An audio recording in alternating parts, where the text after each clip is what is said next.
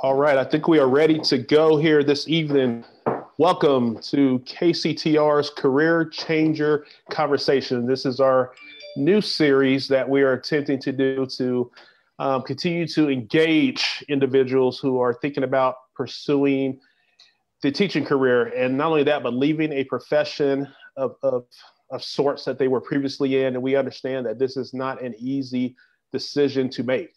We understand that this is something that takes a lot of thought, a lot of contemplating, a lot of decision making that must go in. So what we wanted to do here at KCTR is present an opportunity for those who have done this to come in and kind of share their experiences and just their insight, their knowledge on what this looked like for them. So over the course of the next month, we're going to hold these conversations each Wednesday evening, starting at 7 o'clock, except for the third one. That one will be at 7:30. But we have engaged different individuals within KCTR and outside of KCTR. The fact of the matter is, even though KCTR, we feel strongly about what we're able to provide individuals who are thinking about entering the teaching profession, we also understand there are alternative programs out there. And we're not here to specifically highlight KCTR, even though we are going to utilize our residents past and future. We also have individual from for our last session who was going to share his insight, and he actually went through a different program. So with that said, we again thank you for joining us this evening on our first Career Changer Conversations. And this evening we have with us John Cleary, and John is an educator now. And I just want to start off, John, would give you an opportunity to kind of share a little bit about yourself as far as how long you've been teaching, what did you do prior to teaching, and things like that as we get started. Yeah, sure. I'm going into my third year of teaching, second year as a teacher of record, third year in the classroom.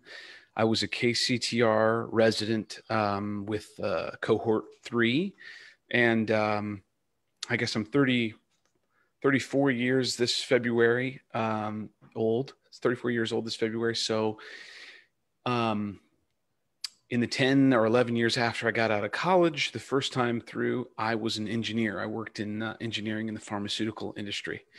And so right around the age of 30,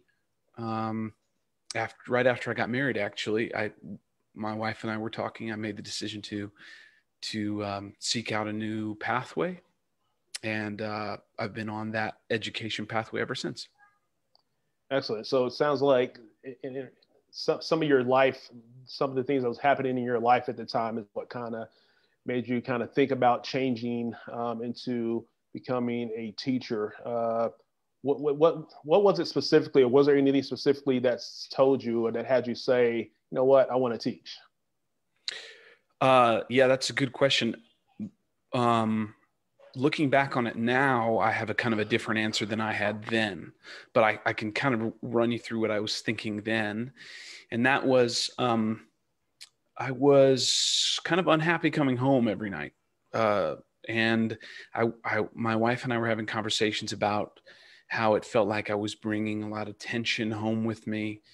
And that tension came from just being unsatisfied with the work I was doing.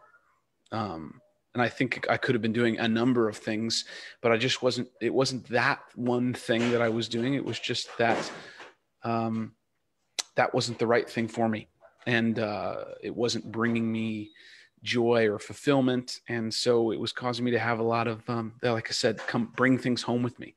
And I knew I had to find something that I was passionate about and directed towards if I was going to kind of alleviate some of that.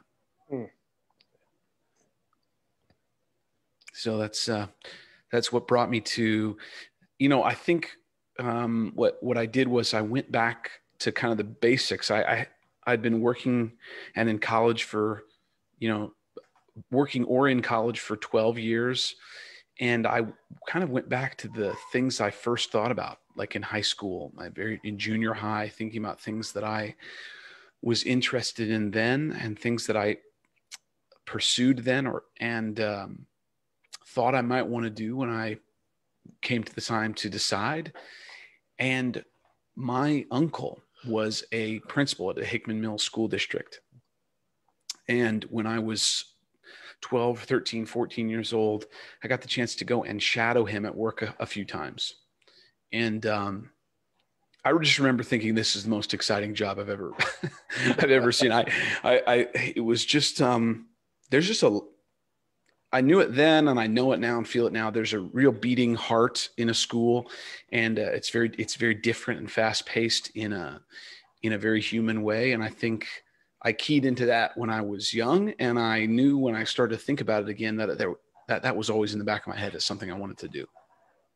So that's all good stuff. That's good stuff, John. So what was your process then as you started contemplating maybe leaving my engineering job? And you kind of mentioned earlier you was having some conversation with your wife. You kind of determined you weren't being fulfilled, but did you have a process you went through, or how did you get to the point of saying, you know what, let me go ahead and pursue this. Now's the time to do it. Yeah, absolutely. I mean, I went about it pretty methodically. I think I sat down and I looked at a lot of things, things like goals that I had set for myself, long-term goals my wife and I had in mind, owning a home, things that were based on a certain financial trajectory that we were on, determining whether or not I could take a break from the pace I was on financially to re-educate myself. That was a consideration. I considered scheduling where I would work, where we'd have to live, where I wanted to teach, or where I thought I might want to teach, the setting I'd want to teach in. My initial considerations went to the path to certification, which you touched on earlier, which is an interesting thing to explore when you are trying to get into teaching in a non-traditional way. All of those things were things I put on a whiteboard and mapped out for myself. I made a list of pros and cons. My wife and I talked it over. It was a process that took, a few months. And that's, and then luckily at the tail end of that few months was when I discovered the pathway I ended up discovering. And I know this is just my path, but I discovered KCTR through my investigation.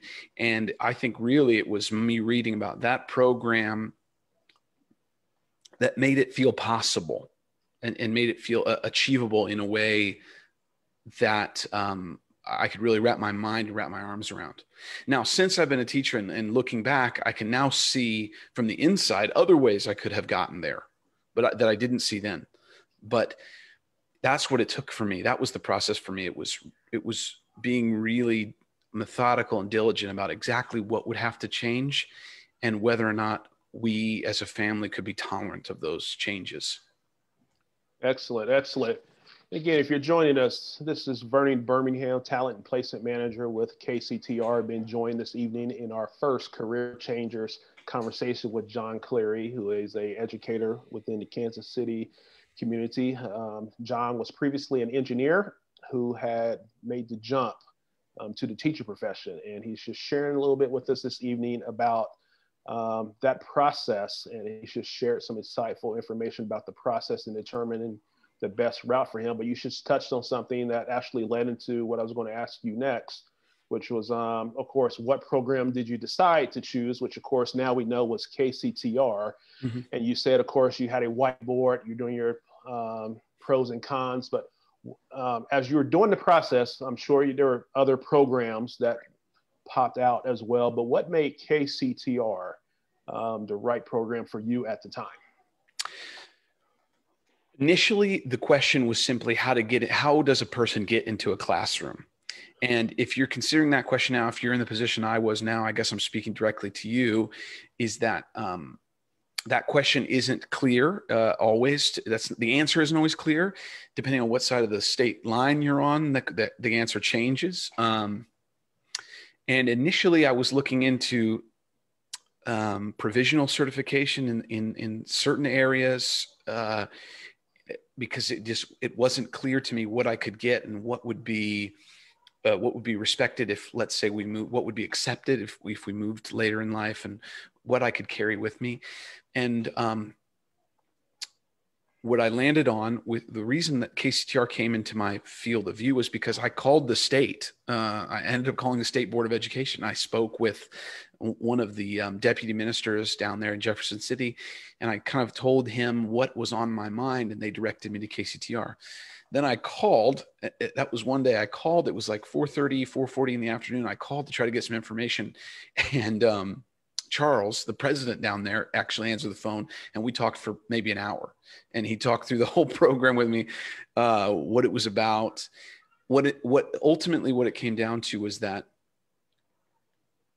I knew that to become to move into that profession, I would want to develop mastery, and it wasn't just I wanted to be good at my job, and the program provided something that was different to other certification pathways, which was they focused on the experience in the classroom as the paramount piece of importance.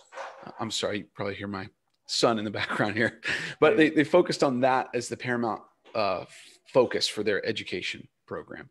And so for me, that was kind of hook, line, and sinker. They gave me time in the classroom with a master educator to learn and grow before I was asked to swim, and that was really it.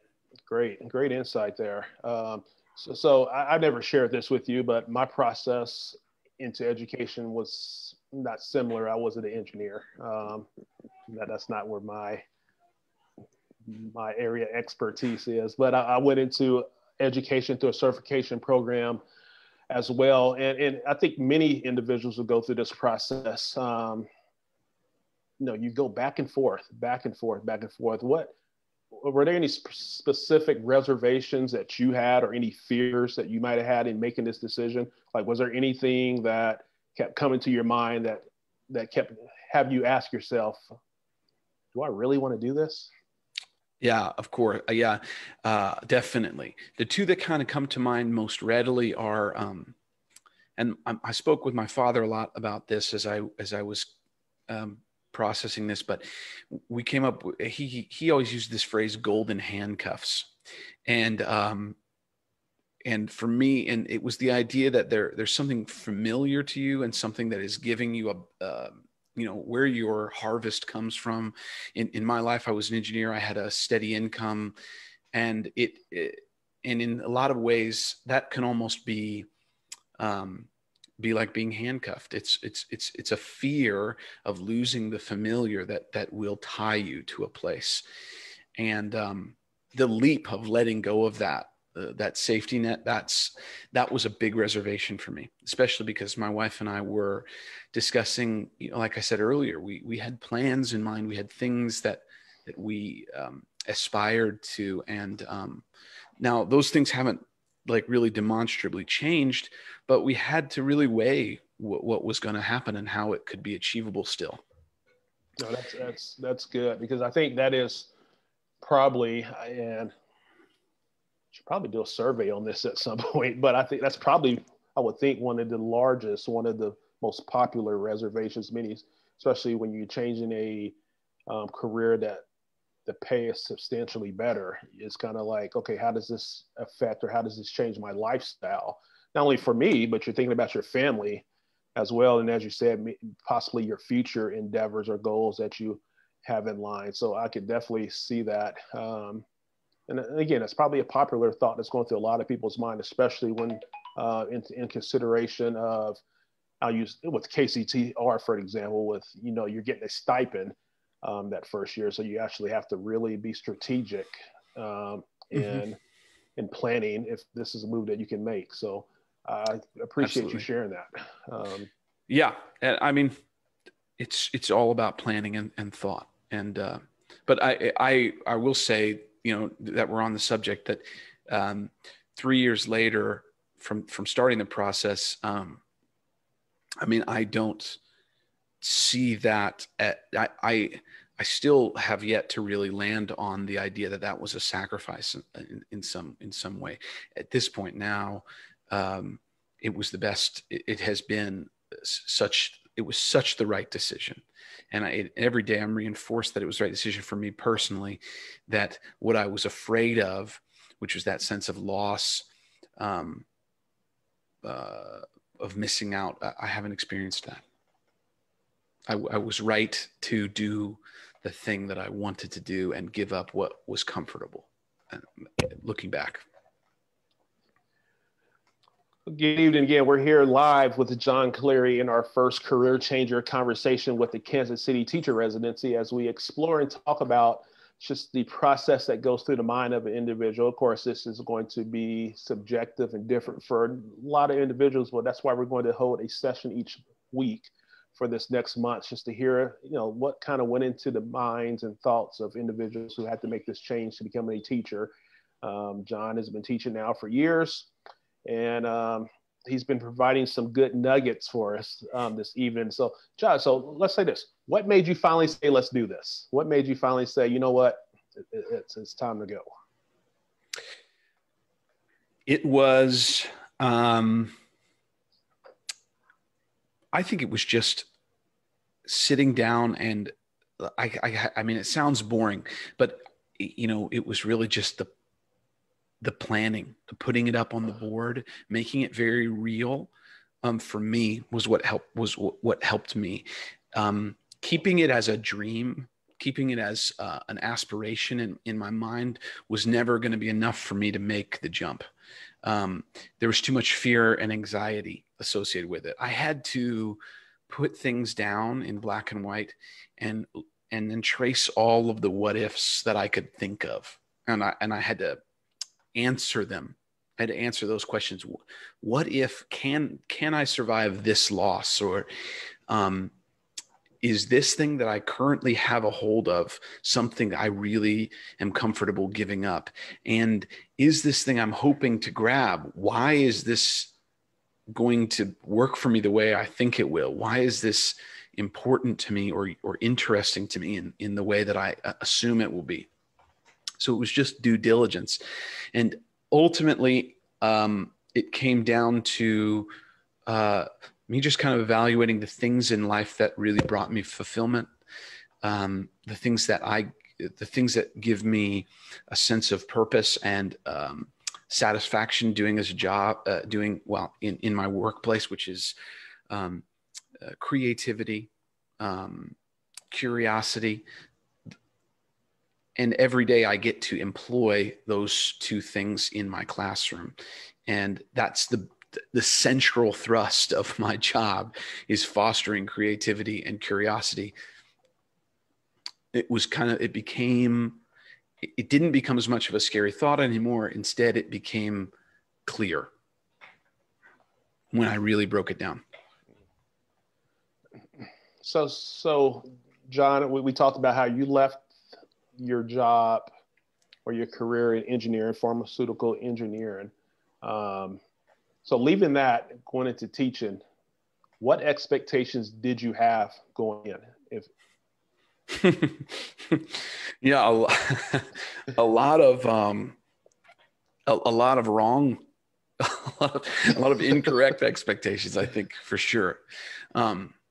What's funny is the next part of that question is, and how did those expectations align with reality?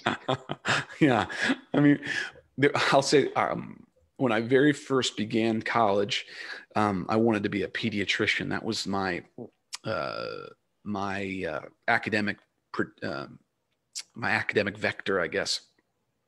And when I would go on job shadowings for that, which I got the chance to do over summers, when doctors would ask me the question, why do you want to be a pediatrician? I would say, because I love kids. And they would say to me, I don't know, that might be the worst reason to become a pediatrician that I could think of. And then you'd get to talking to them about it, and they would say, that's a beautiful thought, but that's not enough to get you through the ardor of learning to be a pediatrician, and it's not enough to get you through what it takes to be a medical doctor. And that gave me a lot of pause. So when I started to thinking about becoming a teacher, I kept thinking to myself, I really love kids. I love working with kids. I love being around kids. I put that away and I said, that's not what teaching is going to be about for me. That can't be right. The doctors told me that, loving kids and being that's not the central thrust of it. So what is it you're going to, and I sort of adopted this idea that, I don't know, I might be like that. What's that? Like the Robin Williams movie, Oh, Captain, My Captain. I kind of, well, maybe I could be inspirational. Maybe I could be some sort of poetic figure. Maybe that's what I'll aspire to be. My expectation that I convinced myself of, really what gets me through every day now, and what keeps me going back to the classroom with a smile on my face and going home every day with a smile on my face, is that I love kids. I love being in the classroom. Children are the most honest, interesting people around. They are the least likely to be unoriginal, and so I ended up being wrong and right in that one. Another expectation that I think that I had that was wrong was that teaching is a very autonomous career. Early on, I got the idea, I don't know how it was, maybe it's from the perspective of being a kid in a classroom, that you sort of have this classroom and that's your kingdom. This is your space. And in the borders of your kingdom are the door. But that's not really the case in modern education. And I don't know many peers that say that. You're part of a really connected professional network with high expectations for you and interconnected expectations between yourself and your teammates' classrooms and the building at large. So my initial expectations of being sort of a solo flyer, I've had to recalibrate all of that and think of myself first as a team member, and then second as a classroom teacher. And I've found that I really expect that from my peers, because one person, one classroom, it's not enough to make a whole school culture. You really have to work together. So I think that's the biggest one that I was wrong about expectation wise, was that you could be an island. You're not an island. You have to be connected with others and seek that connection out to thrive. That's good.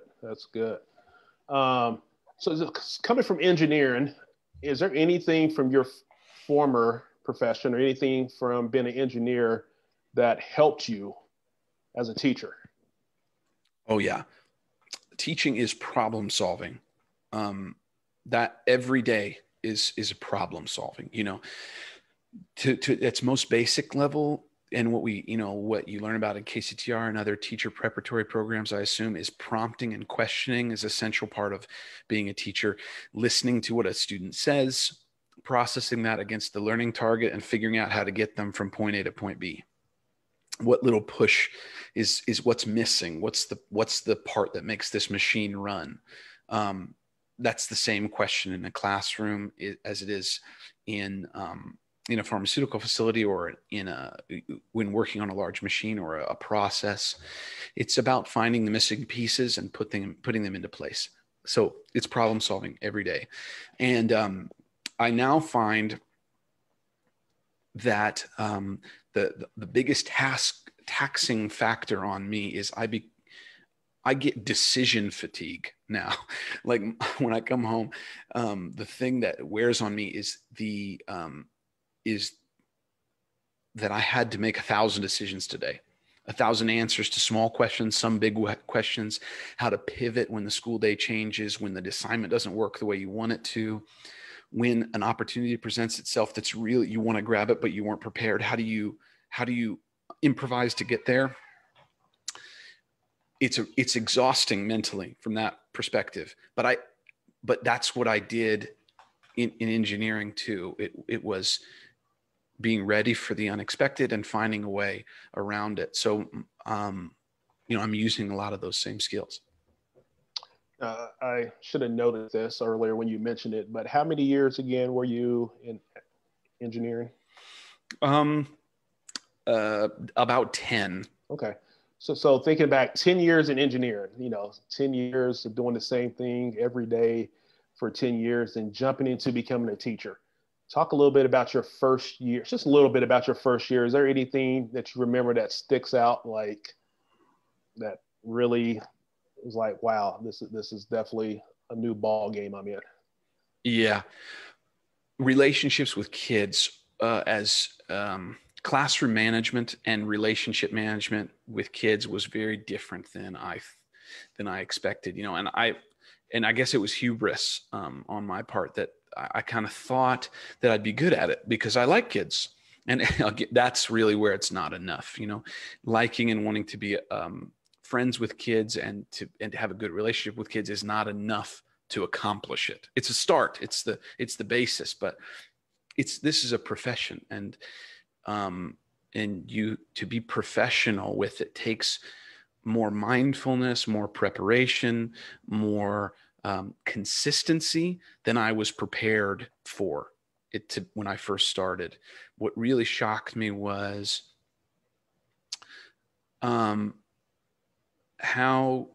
you're dealing with young people and developing brains, and the difference between a student one day to the next, and the thought that the reinvestment and the flexibility on your part that you need to make sure your relationships are in the right place, where your expectations are in the right place, and all of that is fluid and can change on a daily basis. That was something that really blew my mind, and to this day still is the hardest part of the job is managing these young humans in a way that's you maintain high expectations, and you are consistent and thorough with a population of students that aren't beholden to consistency at all. If there's one thing I could say about my kids is that I guess the only constant is change. They're young people, and that has been a big shock to the system. But again, in a kind of a fun way. I mean, the challenges every day is brand new. And you said it earlier. You said I was an engineer for 10 years. It got to feel a little bit like Groundhog Day, which is part of the reason why I was so down on it, was that I could have sworn I had done this task yesterday, but it was this time the year before. And that can wear on you. A classroom is a new jungle every day. And that's cool. That still is cool to me. That is cool. So you might have touched on it a little bit just a second ago. I don't know if it ties into this, but leaving engineering again after 10 years. Again, if you're joining us, this is Vernon Birmingham with Kansas City Teacher Residency, joined by John Cleary in our first, I guess, do I call it an episode? Our first career changer conversations as we explore the teaching profession, or entering the teaching profession from a past or previous career. And as we shared, John has been teaching now for a few years as teacher of record, and he actually entered into the profession through the Kansas City Teacher Residency. And as I shared earlier, KCTR is going to be, and since the hosts are presenting these conversations, however, we don't want to just say KCTR is the right route for you. We understand that everyone's path is different, even though we feel strongly about what we're able to provide here at KCTR. But we are going to have a conversation later this month with the individual Terrence Flowers, who entered the teaching profession through a different means. However, we're excited that John is with us this evening, sharing some great insight on his personal venture into becoming a teacher, and a lot of things, again, thoughts that many people are going through as they decided this was going to be the move that they make themselves. John was an engineer for 10 years before heading into education. So kind of with that in mind, that first year of teaching, what kept you up at night? What was it that kept you up at night that first year as a teacher? The things that I said the day before. My mentor teacher in KCTR program, you're paired with a teacher in your classroom, and you begin the year as basically an observer and end the year as like the lead teacher in the room. And my mentor teacher she is a fantastic educator, an incredible educator. And one of the things that I still marvel at when I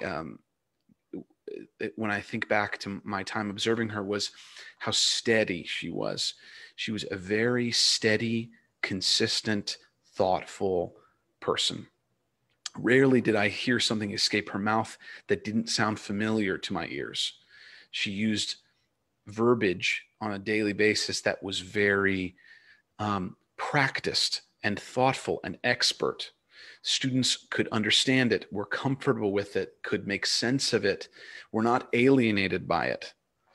My first year in the classroom, I was so off the cuff, shooting so much from the hip, was so unpracticed with the way I dealt with students that I would just be thinking back to the moments.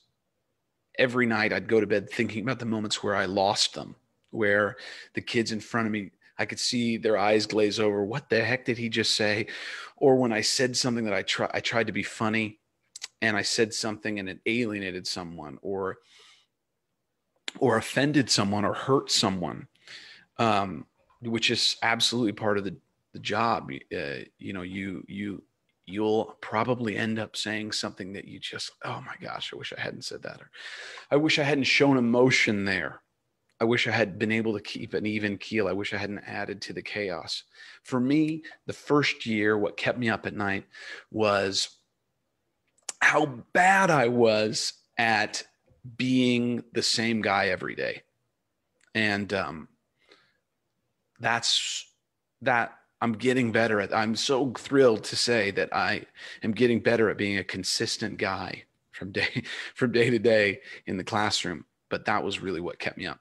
Because I recognized early, even no one had to tell me, although they did, but I recognized early that that's really what your students need from you. Not for you to be inauthentic, not for you to fake your emotions, but for you to have an even keel.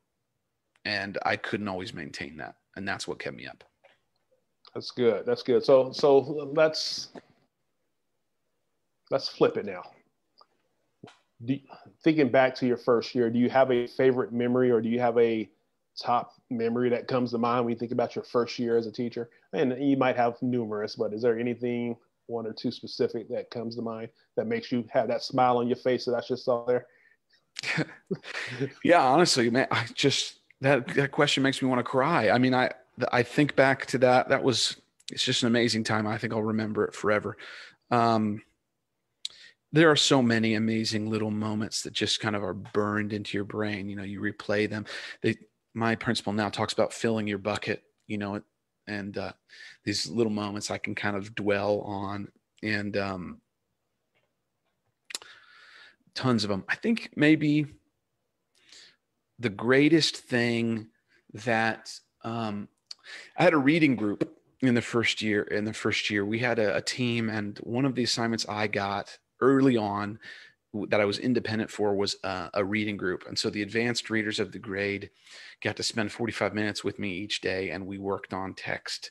And toward the end of the year, we kind of flipped the script based on what they wanted to do, and they picked a book that they wanted to read. And it was Holes, a very ubiquitous schoolroom book now. But they wanted to read it. And I guess it was what really sticks out to me was sitting in a rocking chair in a classroom and feeling and these students were sitting on a rug in front of me, 5th grade students, really interested in this book and our discussion about the book and making predictions and personal connections. And we had been doing that for a few weeks consistently. And in that moment, I was a fifth grader again. Like for the first time that year, we were peers again. We had developed camaraderie enough to be productive while being equal, which is always the hope, where we could be productive and I didn't have to do anything different. And we were all just reading a book together and still achieving our learning targets. That moment was, I felt like I had accomplished something. I felt like I had built relationships. We had made consistent progress and we could enjoy it.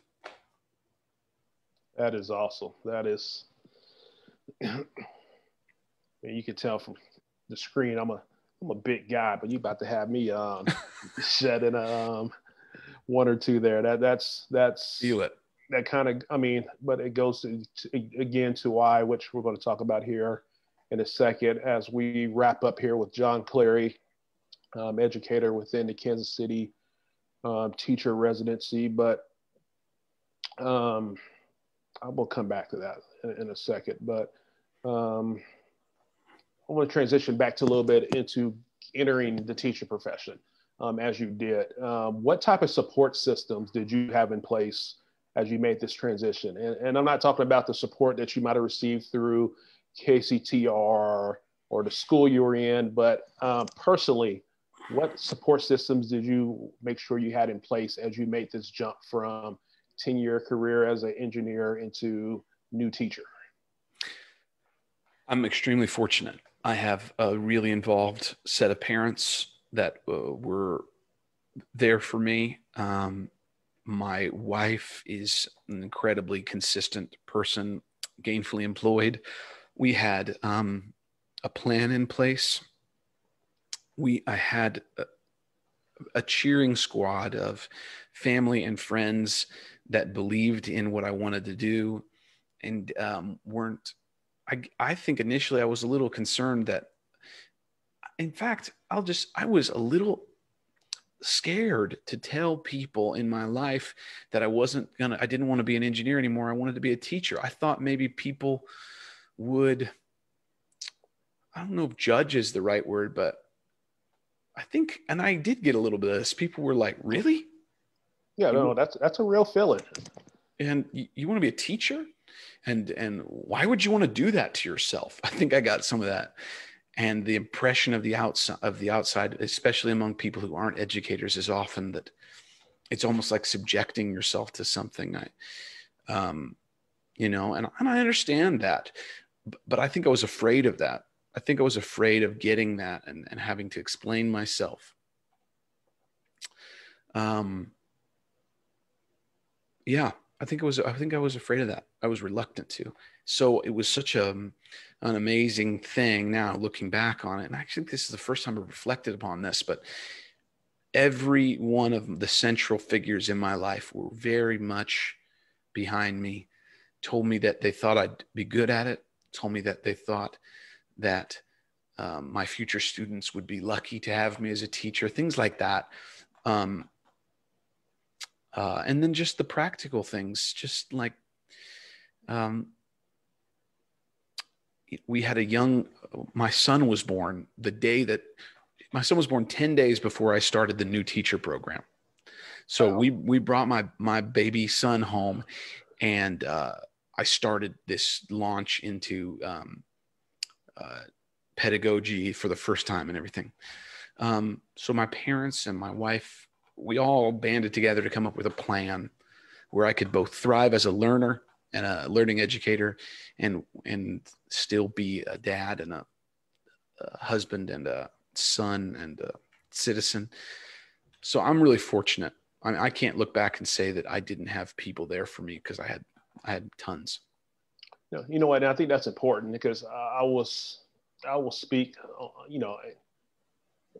I know individuals who are going through that same process and decided they want to do this. And I mean, exact same thing, close to having kids, being born about the same time a summer institute would start or things like that. And then kind of hearing you just share the support system in place. And in fact, you had the people backing you to say, you know what, this is not only something that you're going to do, but you'll be good at it. It kind of gives you that extra boost of confidence and or whatnot. So thanks for sharing that again. Thank you for joining us this evening.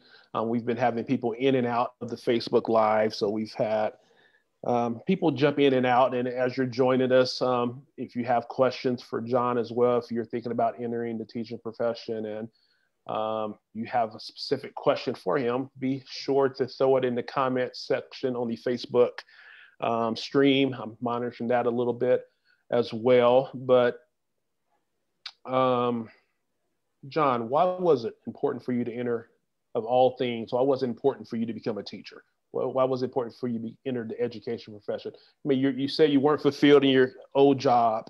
You kind of was tired of it, but why teaching? Why did you say, you know what, it's important for me to become a teacher, and not only become a teacher, but here in the Kansas City metropolitan area? I think the first part of it just came from the opportunities I had when I was a kid. My very first job, the first job I had was I was a summer camp counselor at a Boy Scout camp. I got to do summer programs for young people not much younger than me a lot of the times, but for kids at summer camp. So I was doing some small level curriculum writing. I look back on it now. I was writing curriculum. I was managing a classroom. I was doing all that stuff.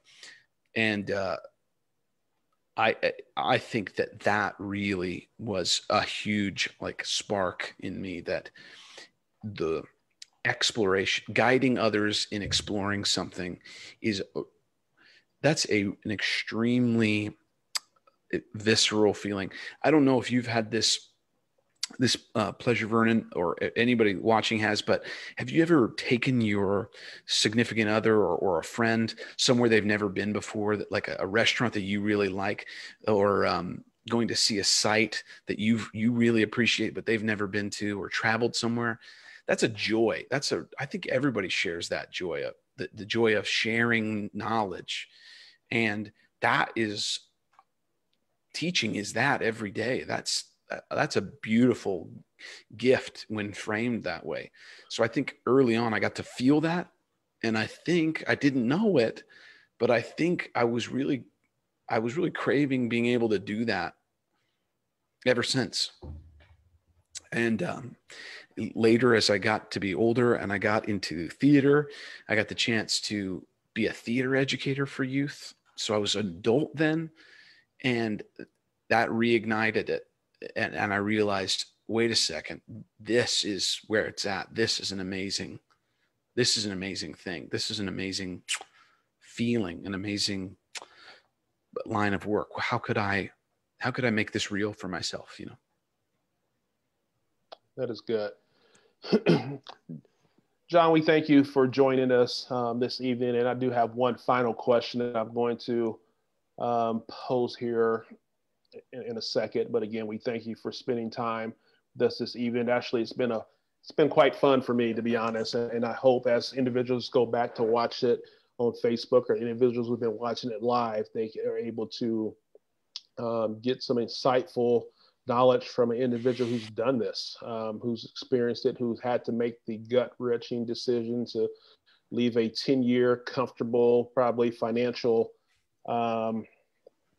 situation to enter teaching. But the final question I'm going to ask as we wrap this up is, what piece of advice would you give to those who are thinking about leaving their current career to teach? And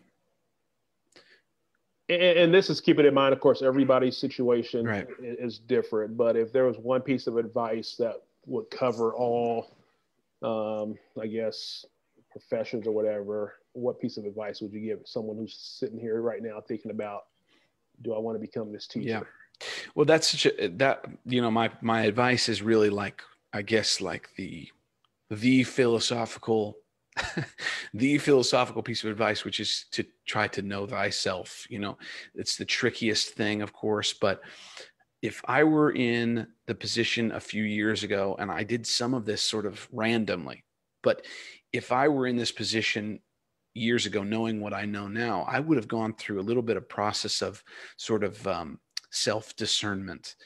Figure out what it is that that fulfills you. Think about, there are great tools out there. I just took a class over this summer that Yale offered for free online about the science of well-being. And this class took you through the process of determining, like, scientifically, what are the things that make you feel satisfied with your life.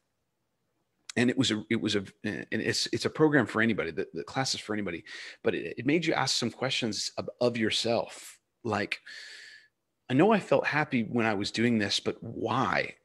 What is it about this type of work that I think will make me happy? Does that line up with the other things that I do that fulfill me? For me, now that I said this earlier, I am happiest when I'm engaging in things that I feel are courageous, when engaging in things I feel are curious, and things that I feel like are creative. When I'm doing those things, I could be doing anything, but when I'm employing those three modes, those are the things that really light the fire in me. Teaching is that, in my mind, the career of teaching makes those things automatic. And I now look back and think, well, I probably could have made my old career fit that, but teaching makes those things easy and automatic for me because they're the mandate of my every single day. It takes courage to get in front of kids in the classroom. Takes courage to be vulnerable for those kids. You have to be creative to solve all the problems that teaching provides. And you need to be curious to be a good teacher because you have to be learning about your students and your content constantly. So I learned a little bit about myself, and those things led me to the right place. And I'm happy to say that as of right now, I feel that I landed on these things thoughtfully and correctly. And I hope that if you're out there and you're looking into it, that you take some time to think about what it is that really makes you happy about the things that you do, and ask yourself, can teaching do that for me? Because if it would be a terrible mistake. It would be a mistake to get into something without thinking about that first. But doing that homework first can really help you feel good about making the leap.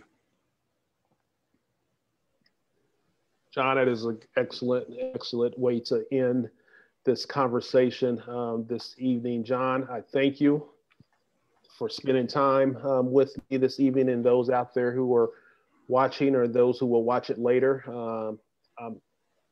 Again, this is something that just came, as you saw from the email, something that came on a whim, and didn't think about it too much when we got started, but I thought this would be very valuable information for individuals who are thinking about maybe leaving their current profession to become a teacher. John, again, thank you so much for your time this evening. Thank you for having me. Thank you for anyone who watched or will watch later. And we look forward to continuing this conversation over the course of the month on Wednesday evenings with Career Changing Conversations. This is Vernon, Talent and Placement Manager with KCTR, and we are signing off. Thank you again, John. Thanks.